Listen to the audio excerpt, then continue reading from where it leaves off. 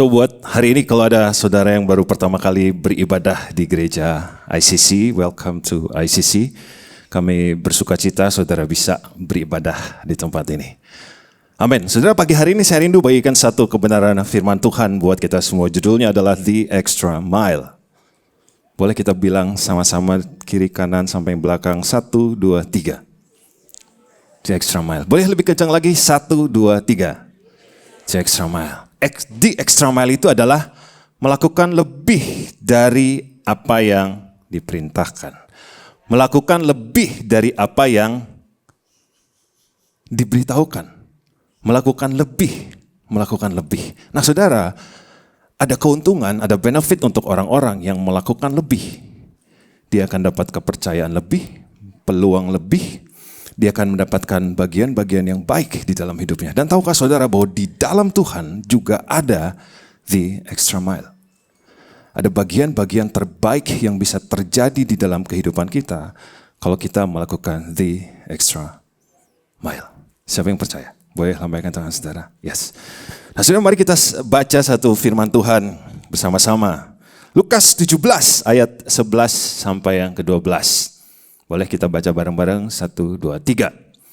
Dalam perjalanannya ke Yerusalem, Yesus menyusuri perbatasan Samaria dan Galilea. Ketika ia memasuki suatu desa, datanglah 10 orang kusta menemui dia. Mereka tinggal berdiri agak jauh.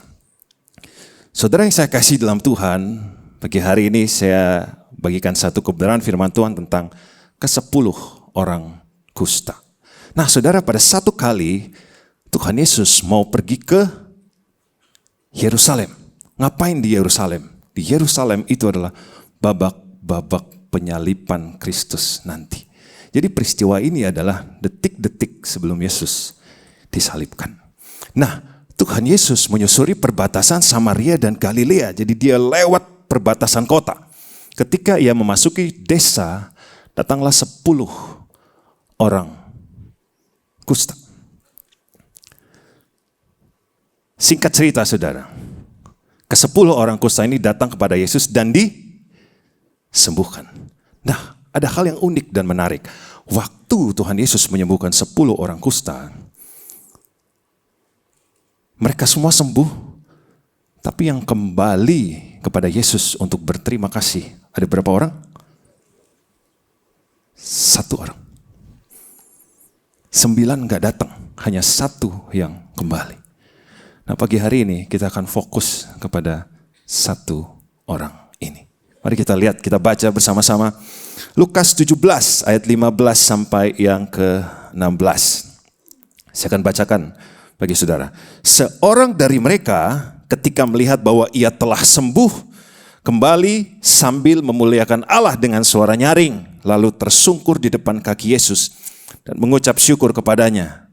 Orang itu adalah seorang Samaria. Pagi hari ini saya rindu mengajak kita semua untuk mengenal ada apa di balik orang Samaria ini. Kebenaran apa yang bisa kita aplikasikan di dalam kehidupan kita sehari-hari. Jadi kita akan belajar tentang 1 orang Samaria yang melakukan the extra mile. Dari 9 yang tidak datang berterima kasih kepada Yesus, ada 1 orang ini. Amen. Poin yang pertama adalah ini.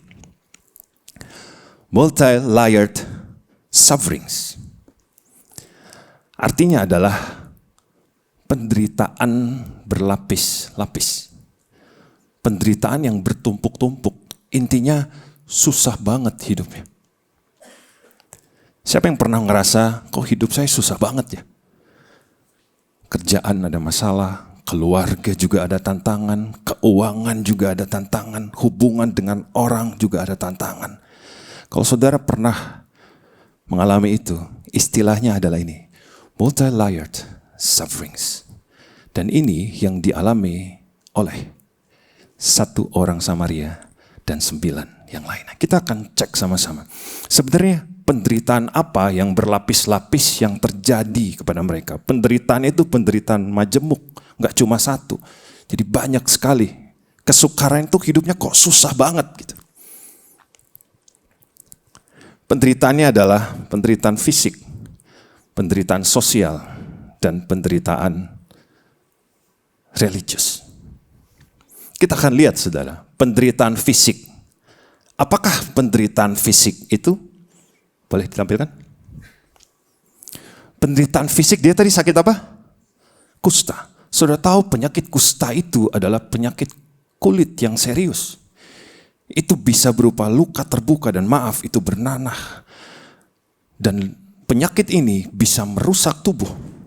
Dia akan membawa kepada kecacatan. Dan orang yang mengalami kusta, dia bisa tidak sadar bahwa anggota tubuhnya terpotong sendiri. Karena dia mati rasa. Secara fisik, dia sangat-sangat menderita. Nah, karena penyakit ini membuat dia juga mengalami penderitaan sosial. Kenapa? Saudara ingat tadi, Yesus bertemu mereka bukan di tengah kota. Yesus bertemu mereka di perbatasan. Jadi orang-orang yang sakit kusta itu tidak boleh tinggal di dalam komunitas. Orang yang sakit kusta itu tidak boleh berkomuniti dengan masyarakat. Kenapa? Karena mereka bisa menulari orang lain. Berarti apa? Mereka diasingkan keluar kota. Kalau mereka diasingkan keluar kota berarti hak bermasyarakatnya udah gak ada.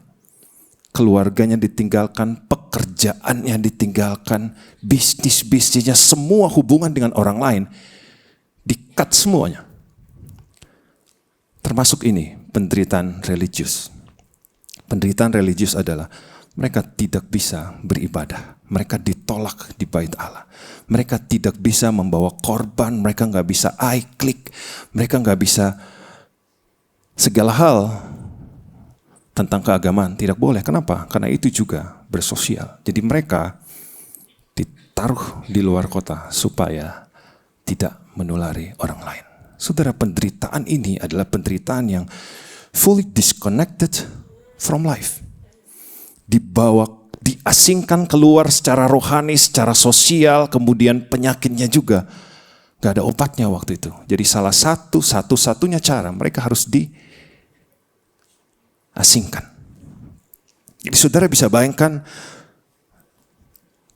produktivitas hidup, keseharian jauh dari keluarga dan mereka ada di perbatasan kota. Mereka tidak boleh dekat-dekat. Tapi saudara lihat, mereka punya kesukaran yang berlapis-lapis, kesusahan yang bertumpuk-tumpuk. Tapi saudara lihat, Tuhan mau menyentuh kehidupan orang yang punya multi-layered sufferings. Siapa yang percaya bahwa masalah saya bukan cuma satu, masalah saya ada 10, yaitu multi-layered sufferings. Tuhan peduli kepada orang yang masalahnya gak cuma satu, tapi banyak banget.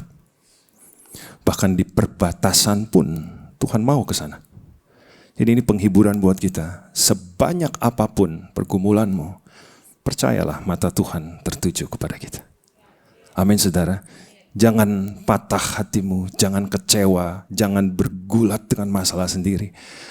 Karena Tuhan melihat kesukaranmu yang berlapis-lapis. Amin saudara. Tapi saudara, Lukas 17 ayat yang ke-13.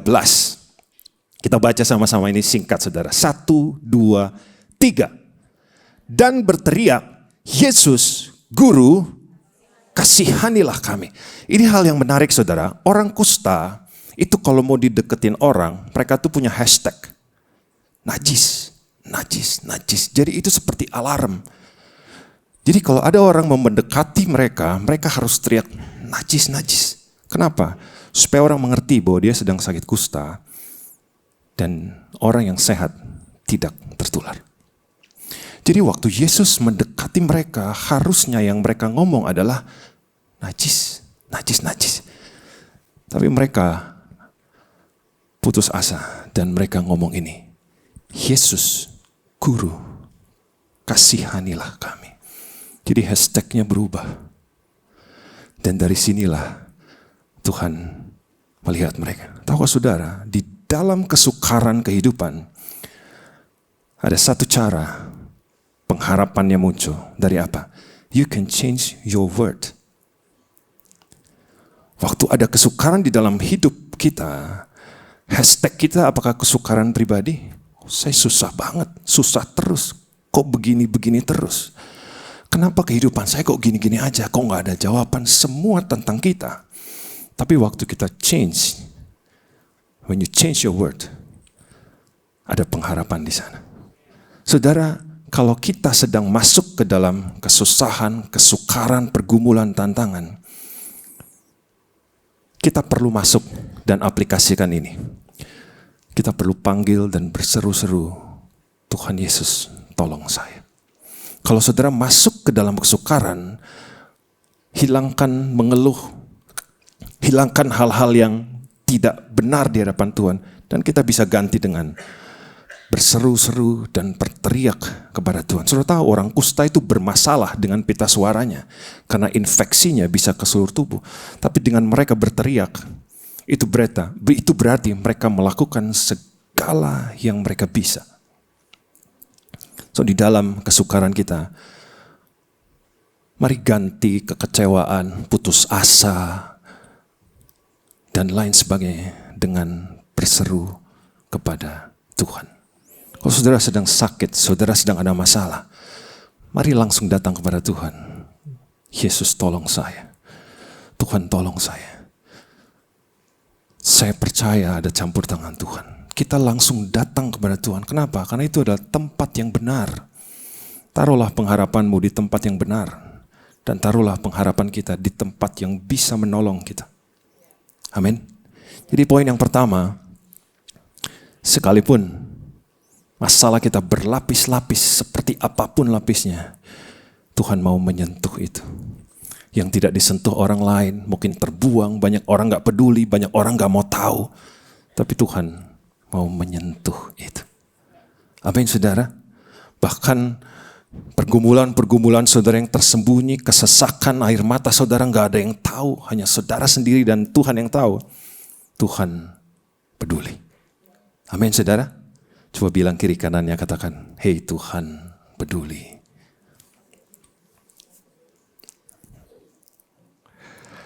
Jadi saudara, itu poin yang pertama.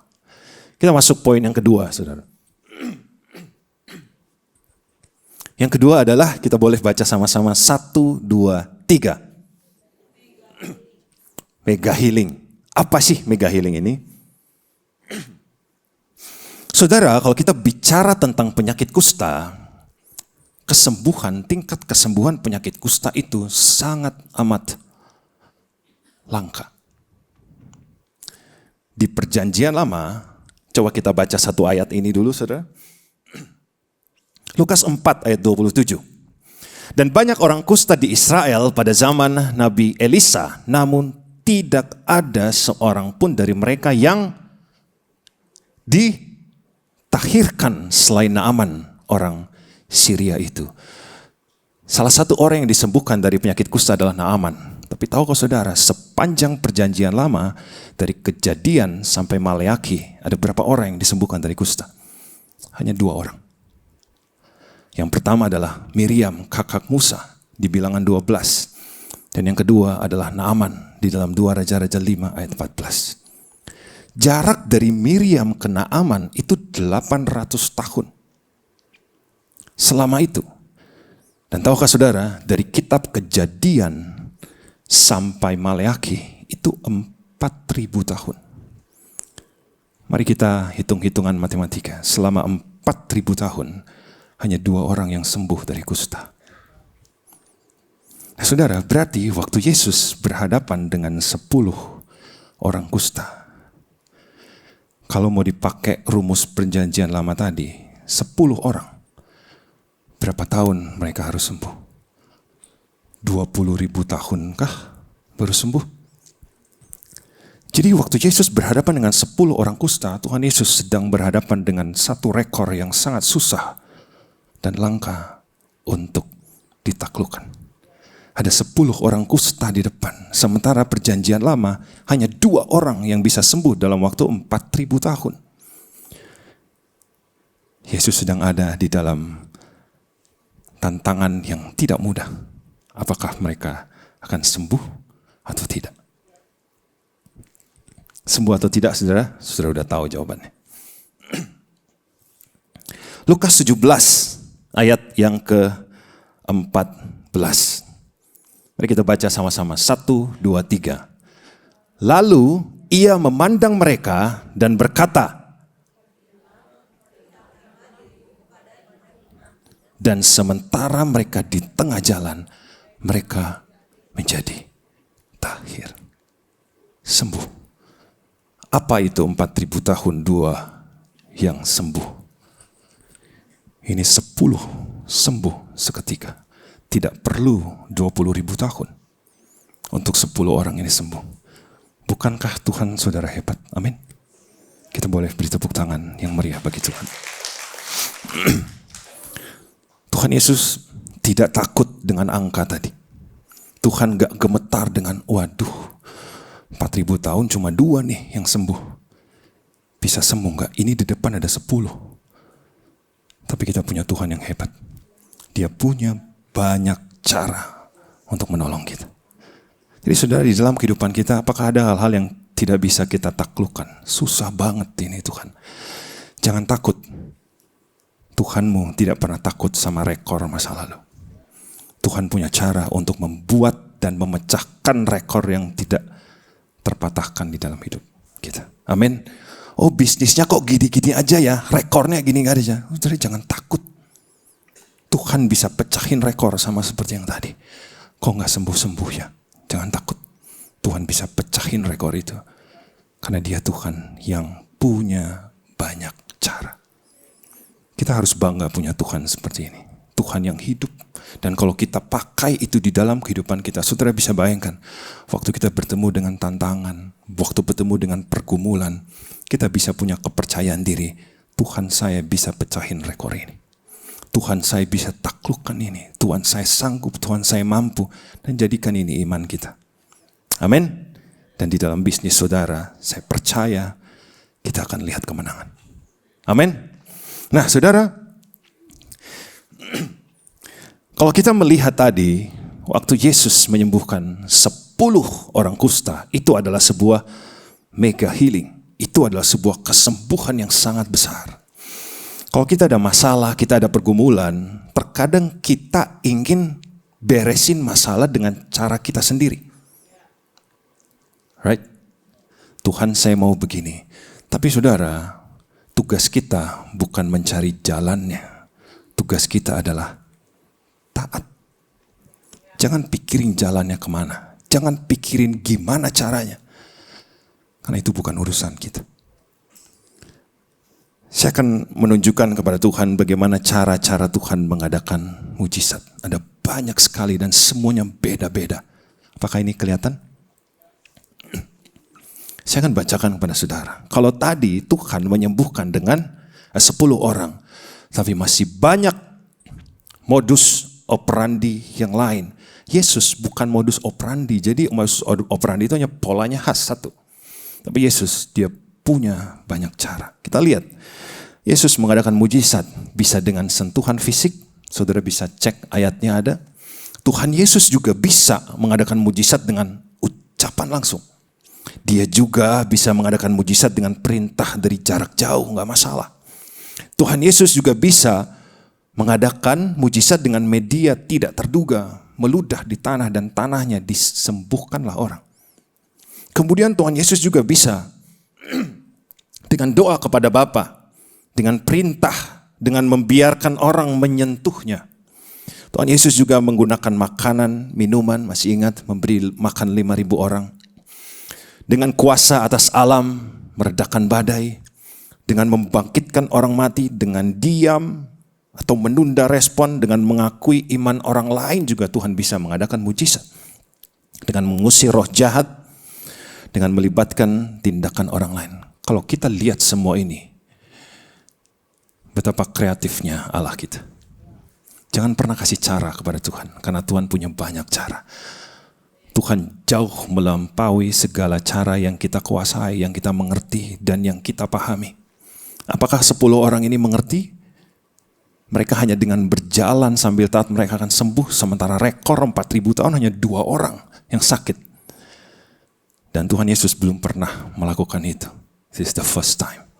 Jadi saudara, kalau kita punya pergumulan dan masalah, mari tanam di dalam kepercayaan kita bahwa Dia punya banyak cara. Kalau Dia punya banyak cara, berarti kalau satu cara kok nggak works gitu. Apakah surga langsung pusing dan kita kehabisan akal? Jadi surga angkat bendera putih, stop, kita nggak sanggup. Tidak. Tuhan punya banyak cara. Saudara, apa pergumulan saudara saat ini? Maukah saudara percaya kepada cara-cara Tuhan? Dia bisa berikan cara yang jauh melebihi apa yang saudara tahu. Saudara yang saudara kenal, bahkan Dia bisa memberikan cara-cara yang baru. Kesehatanmu kah? Keuangan?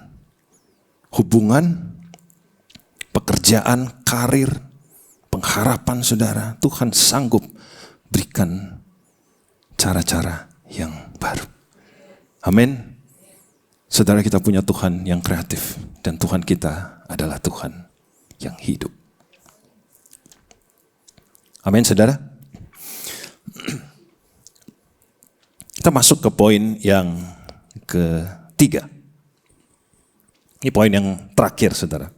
Kita boleh baca sama-sama 1, 2, 3. Pertanyaan Yesus. Saudara, di Alkitab ada banyak pertanyaan-pertanyaan Yesus yang fenomenal. Misalnya waktu Yesus bertanya kepada Simon Petrus, apakah engkau mengasihi aku? Apakah engkau mengasihi aku? Apakah engkau mengasihi aku? Ada juga pertanyaan, siapa yang menjamah aku? Waktu perempuan 12 tahun. Kemudian waktu di badai, Tuhan Yesus memberikan pertanyaan, mengapa kamu takut? Mengapa kamu tidak percaya? Kemudian Yesus pernah bertanya kepada murid-muridnya, siapakah aku ini? Jadi pertanyaan Yesus itu adalah strategi. Nah, di kisah 10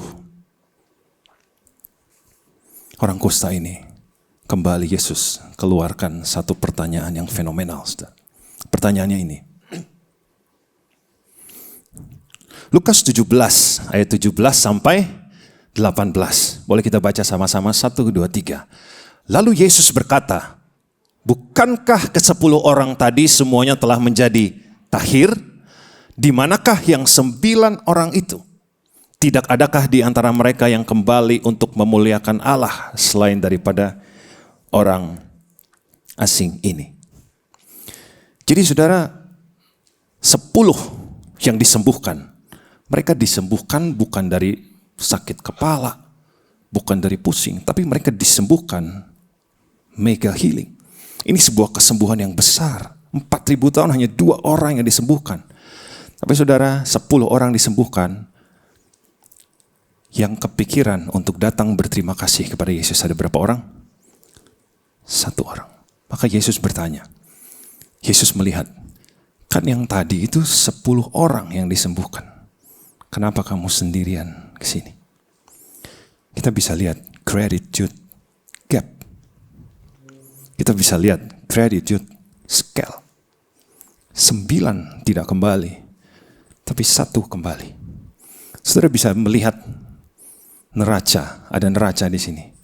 9 tidak datang berterima kasih, tapi 1 datang berterima kasih.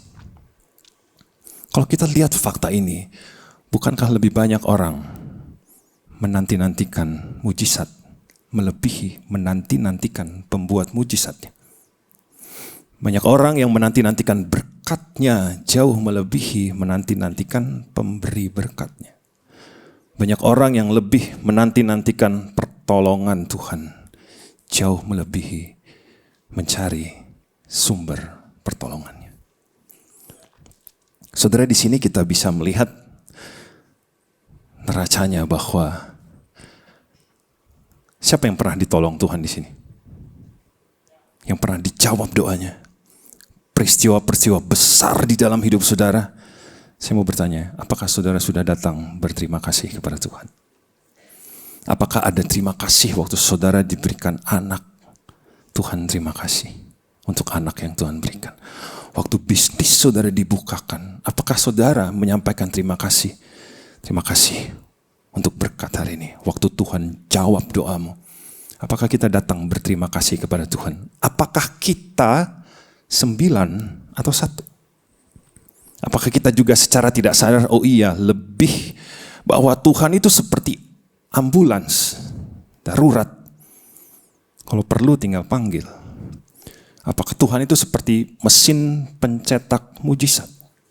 Kita cari dia kalau kita perlu doang. Tapi tahukah saudara, Yesus bertanya, bukankah tadi ada 10 orang? Kenapa hanya 1 yang kembali? Tuhan kita adalah Tuhan yang mencintai hubungan. Dia mau orang itu kembali supaya orang itu kenal siapa dia. Jauh melebihi mengenal mujizatnya, pertolongannya, jalan yang dibuka, kesembuhan, dan lain-lain. Apakah kita lebih mengasihi Tuhannya atau lebih mengasihi apa yang Tuhan sanggup kerjakan? Itu 2 hal yang sangat berbeda. Mencintai tangannya atau saudara rindukan adalah wajahnya. Tapi kita bisa mencintai tangannya, tapi kita nggak tahu wajahnya yang mana. Saudara,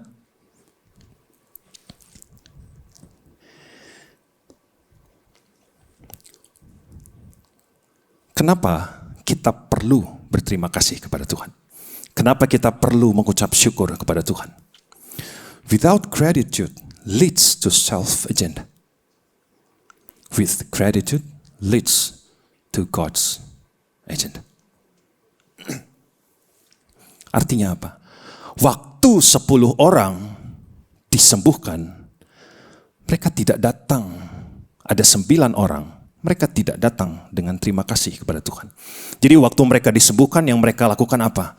Waktu tidak ada terima kasih di hidupmu, kita akan langsung kepada agenda-agenda pribadi. Oke, saya sudah disembuhkan, saya akan kembali bekerja. Saya akan kembali kepada keluarga, saya akan urus bisnis lagi yang sudah lama tidak kepegang. Saya akan mulai ini, mulai itu, mulai ini. Dan dia lupa berterima kasih kepada Tuhan. Tapi 1 orang ini, dia ada ucapan syukur. Nah, ucapan syukur itu yang memimpin dia kepada agendanya Tuhan. Saudara ingin tahu apa agenda Tuhan atas 1 orang Samaria ini? Ini adalah agenda yang terbesar di dalam kehidupan dia. Dan percayakah saudara, waktu kita mengucap syukur, kita akan berjumpa dengan God's agenda. Jauh melebihi self agenda.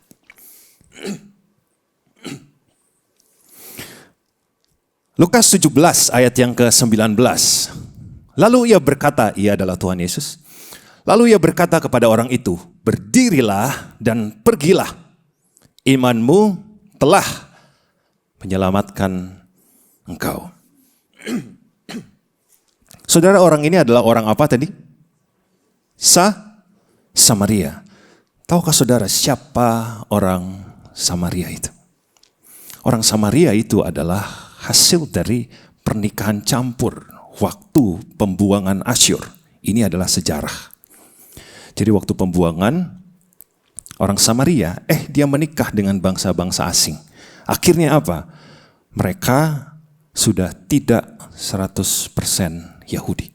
Sudah menikah dengan Babel, Asyur, dan lain sebagainya. Jadi dia sudah tidak 100% Yahudi. Hubungannya apa? Nah, karena dia sudah tidak 100% Yahudi, berarti kitab suci orang Samaria dan Yahudi itu berbeda. Ini adalah God's agenda. Kita lihat sama-sama. Boleh ditampilkan? Orang Samaria.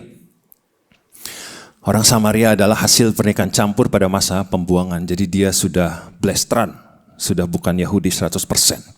Nah, hubungannya dengan kitab dari Samaria, kitab Samaria itu berbeda dengan Yahudi. Kitab Samaria, mereka hanya menerima kitab Musa. Kitab Musa itu adalah Kejadian, Keluaran, Imamat, Bilangan, Ulangan. Stop di situ.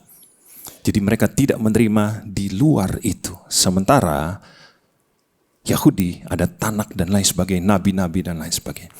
Nah, ini hubungannya apa? Kalau mereka orang Samaria tidak menerima kitab nabi-nabi, berarti orang Samaria tidak mengenal Nabi Yesaya.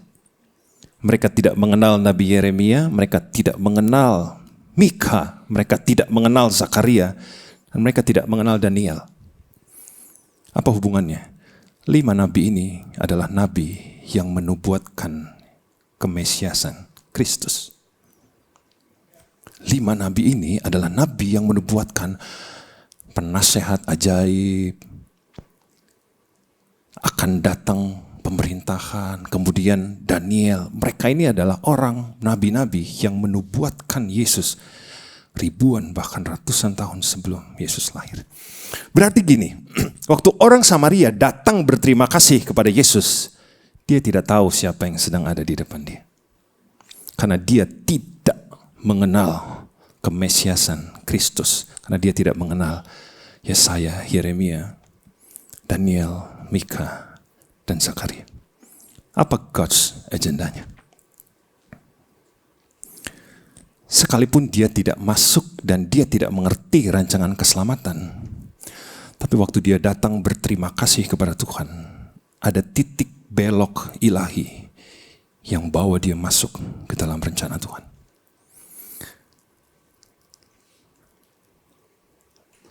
Ada campur tangan Tuhan, meskipun itu bukan rencananya, tapi Tuhan bawa dia masuk ke dalam rencana Tuhan. Sekalipun orang Samaria ini tidak tahu keselamatan di dalam Kristus, tapi waktu dia memilih untuk datang berterima kasih kepada Kristus, Tuhan intervensi hidupnya dan dia masuk ke dalam rancangan keselamatan. Tahukah saudara, kalau kita mengucap syukur, Tuhan bisa buat titik belok ilahi di dalam hidup kita. Dari jauh dari rencana Tuhan, tiba-tiba Tuhan bawa masuk ke dalam rencana Tuhan. Sekalipun kita nggak ngerti rencananya, sekalipun jauh di luar pikiran kita, tapi Tuhan bisa intervensi sedemikian rupa, sehingga kita masuk ke dalam rencana Tuhan. Siapa yang rindu masuk ke dalam rancangan Tuhan? Bagaimana rancangan itu, saudara? Lukas 17 ayat 19. Kita baca lagi. Lalu ia berkata kepada orang itu, berdirilah dan pergilah. Imanmu telah menyelamatkan engkau. Tadinya orang Samaria ini tidak punya rancangan keselamatan. Tapi waktu dia datang mengucap syukur dan berterima kasih kepada Tuhan, Tuhan bawa dia masuk ke dalam rancangan Tuhan. Rancangan kita jauh dengan rancangan Tuhan. Hitung-hitungan kita jauh dengan rancangan Tuhan. Tapi ucapan syukur dan berterima kasih kepada Tuhan menjadi jalan Tuhan membawa kita masuk ke dalam God's agenda. So the more you thank, the more you see. Semakin sering kita berterima kasih, mengucap syukur kepada Tuhan, semakin sering kita melihat titik belok ilahi nyata di dalam hidupmu. Penyertaan Tuhan nyata di dalam hidupmu. Intervensi Tuhan nyata di dalam hidupmu. Apapun keadaannya. Waktu ada titik belok ilahi. Waktu ada cut off dari Tuhan. Waktu ada protection dari Tuhan. Tuhan bawa kita masuk ke dalam agenda Dia. Amin. So intinya, apapun keadaan kita sekarang, maukah kita percaya dan banyak-banyaklah berterima kasih kepada Tuhan. Sering-seringlah ingat Tuhan. Karena itu artinya kita mencintai Dia. Kita mengasihi Dia. Bahwa Dia layak untuk dikasihi. Dia layak untuk kita cintai. Kita bukan hanya butuh pertolongannya saja. Tapi kita juga mencintai pribadinya. Jauh melebihi apa yang Dia kerjakan. Amin. Pagi hari ini saya berdoa ini bisa jadi berkat buat saudara. Apapun yang saudara alami, percayalah. Di dalam ucapan syukur, Tuhan sanggup mengerjakan banyak hal baru dan kita masuk di dalam agenda Tuhan. Amin. Kita beri tepuk tangan yang meriah bagi Tuhan. Mari kita berdoa. So, pagi hari ini, apa yang menjadi pergumulanmu? Apa yang menjadi kesusahanmu, bahkan kesusahan yang berlapis-lapis itu? Apakah saudara punya kesesakan di dalam hidupmu? Ada hal-hal yang gak bisa engkau selesaikan. Kau sudah menyerah dan sudah angkat tangan. Ada hal-hal yang gak bisa saudara kerjakan sendiri. Pagi hari ini ada undangan Tuhan kepada kita semua. Maukah engkau datang kepada Tuhan dan berseru-seru kepada Dia? Berseru-seru kepada Tuhan yang punya banyak cara. Kita akan dibuat terkagum-kagum ketika Dia bekerja. Kita akan dibuat seperti orang yang bermimpi bahwa Tuhan bukan hanya bekerja atas hidup orang lain, tapi Tuhan juga bekerja atas hidup kita. Bukan hanya orang lain yang diberkati, ditolong, dilindungi, dijagai, tapi kita juga mengalami hal yang sama. Bukan hanya orang lain yang disembuhkan, tapi kita juga disembuhkan. Tapi Tuhan mencari pribadi-pribadi yang tahu berterima kasih kepada Tuhan. Bukan hanya etika, saudara, tapi ini berarti kita mencintai Tuhan jauh melebihi apa yang sanggup Dia kerjakan. Kita menanti-nantikan kedekatan, keintiman dengan Tuhan. Dan kedekatan ini yang memuaskan hati Tuhan. Pagi hari ini, apapun pergumulanmu, izinkan Tuhan bekerja atas hidupmu. Berbicara di dalam hati kami Tuhan. Yang ragu Tuhan berikan pengharapan. Yang sakit Tuhan sembuhkan. Dan tidak akan pernah kembali lagi. Di dalam nama Yesus Tuhan. Segala perkara kami bawa ke dalam tangan Tuhan. Dan kami memandang Engkau dengan kepala tegak Tuhan. Karena di dalam Engkau ada kemenangan. Di dalam nama Yesus Tuhan, semua yang percaya sama-sama katakan Amin. Beri tepuk tangan buat Tuhan.